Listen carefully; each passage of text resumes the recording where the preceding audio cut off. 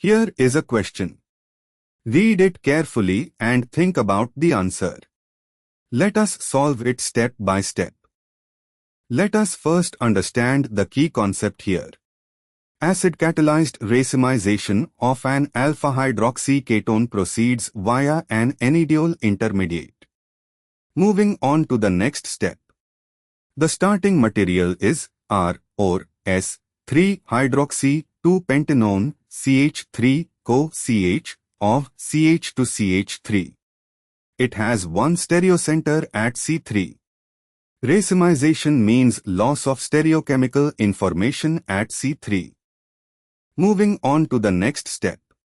In aqueous acid, alpha-hydroxy ketones can tautomerase to an enediol intermediate. Protonation of the carbonyl oxygen, followed by deprotonation at the alpha carbon, C3 the stereocenter, gives an enediol CH3C of is equal to C of CH to CH3.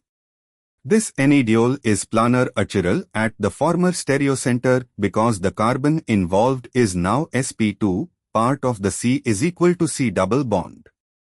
And for the final step, the enediol intermediate, option C, is achiral and flat at both carbons of the double bond. Reprotonation from either phase of the enediol gives the two enantiomers of the starting alpha-hydroxy ketone in equal amounts, resulting in racemization.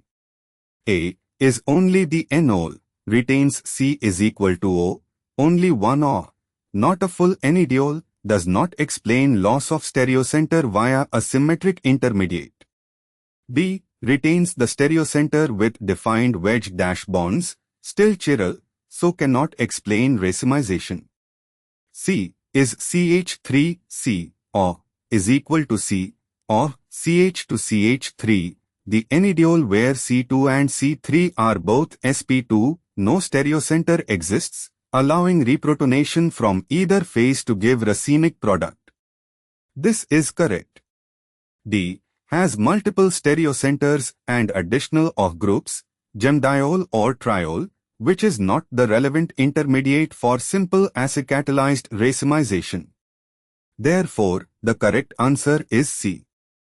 Therefore, the correct answer is option C.